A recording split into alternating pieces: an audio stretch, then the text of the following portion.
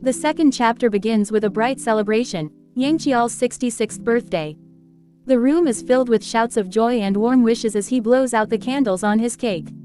"Chairman, happy birthday, happy birthday," the chorus of voices fills the air. Do-jun's father steps forward, adding his own, "Happy birthday, father." Do-jun's aunt chimes in, her voice full of sincerity, "Father, I wish you a long and healthy life." His grandchildren cheer with youthful enthusiasm, "Happy birthday, grandfather."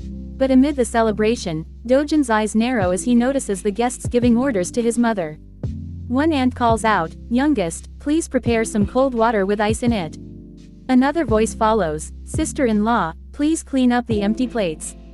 A third woman, more impatient, snaps, "What are you doing just standing there? Don't you see people waiting?" Do-jun's mother, without hesitation, replies softly, "Yes," and immediately begins to work. Fury boils within Do-jun. These people are making my mother work while more than 10 others are just standing around. He glances at his mom, who is dutifully picking up plates, and a tender memory flashes in his mind, his mother buttoning his coat, her voice filled with love as she said, "My son is very handsome." It's still awkward living in this body, he reflects, but thanks to Do-jun's mother, who is warmer than anyone else, I've adapted quickly. Then, another sharp voice cuts through the room. "Sister-in-law, what are you doing? If the food is finished, you should wash the dishes quickly." Do-jun's mother, with a patient smile, answers, "Okay." Do-jun's fists clench tighter. "Let's hold it in. Someday, I will make sure my mother is treated properly." His gaze shifts to his grandfather, who stands a little apart from the crowd. "I'm sure even grandfather can do something about this. After all, he treats his own children so coldly." Later, in the gift room, Yang Chaeol turns to Do-jun with a rare smile. "What do you think? The horse you mentioned, this grandpa has prepared it already. Do you like it? That horse?" Do-jun wonders, is it the one he said he would give me to please my parents? More than that, he is unexpectedly nice to me. He threw my father away, but is he pitying me because of his conscience? Is he trying to ease his guilt over the forced marriage by being kind to me? That's a pretty good guess. Since I'm reincarnated in this body, maybe I should test how kind he really is now. Do-jun, with a boldness that surprises even himself, says, "Grandfather, I like real houses more than plastic ones." His grandfather's eyebrows raise in curiosity. "What?" Do-jun continues, his voice unwavering, "I like real cars more than toy cars. I don't want to play with boats in the bathtub, I want a real boat that floats on the sea." For a moment, Yang Chaeol is silent, shocked by the child's audacity. He glares at Do-jun. "Am I overdoing it?" Do-jun wonders. Yang Chaeol finally asks, "Do our Do-jun know what real means?"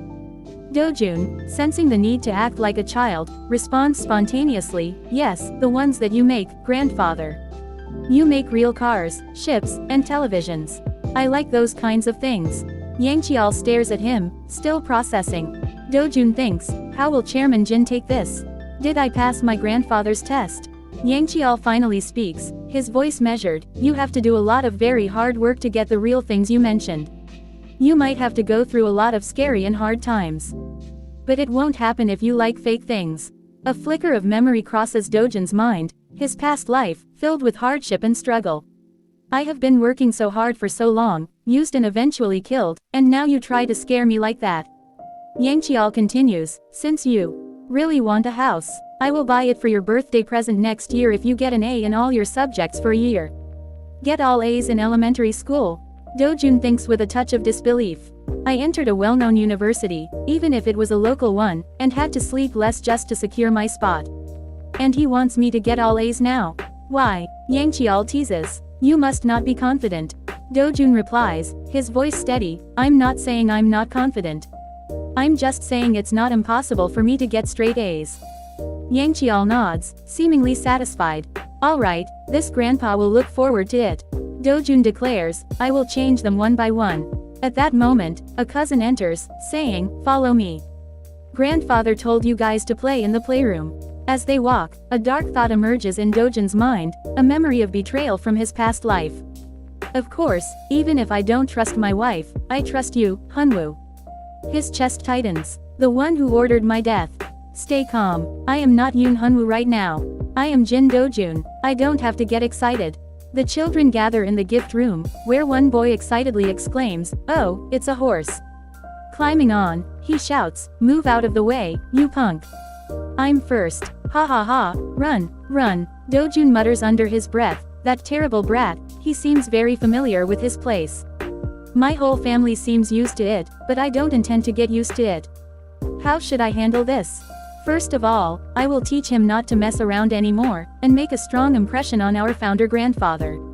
Do-jun steps forward and asserts, "That's mine."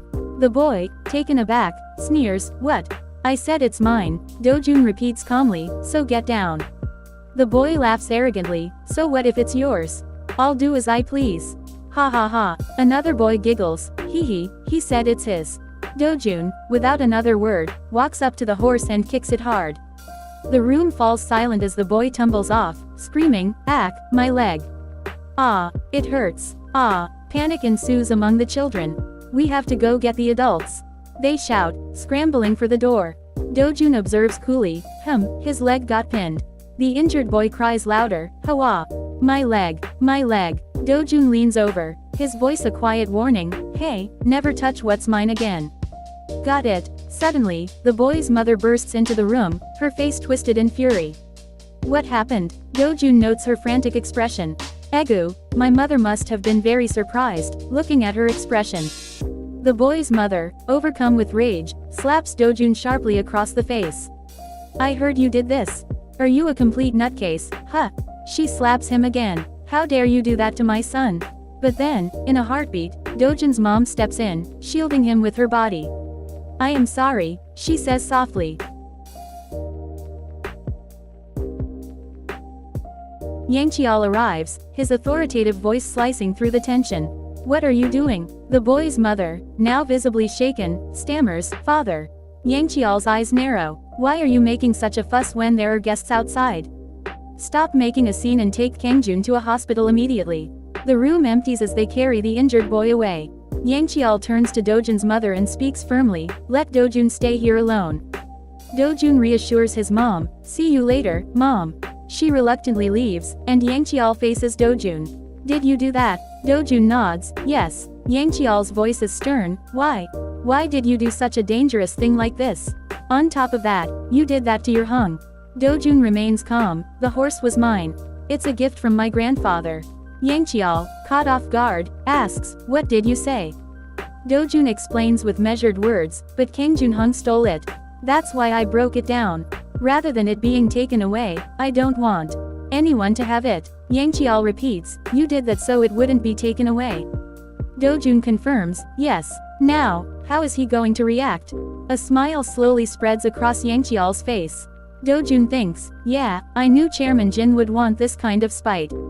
The kind of spite leaders of kingdoms have, not to be deprived of even a handful of territory, because every piece must be held in the war against the outside world."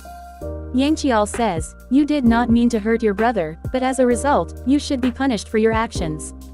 Do-jun nods, "Yes." Chairman Jin then instructs, "Follow me."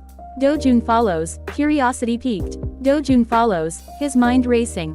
This place is, he recognizes it immediately, the heart of the Sunyang group's power.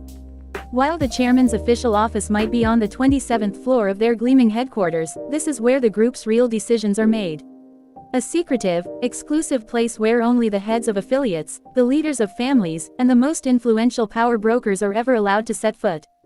"I've been a servant of the Sunyang group for over a decade," Do-jun reflects, "and I've been in and out of this mansion countless times. But Chairman Jin Yang Chaeol's private library, that's the one place I've never set foot in. Until now." His heart pounds with a mixture of anxiety and excitement. "I can't believe I've finally come here."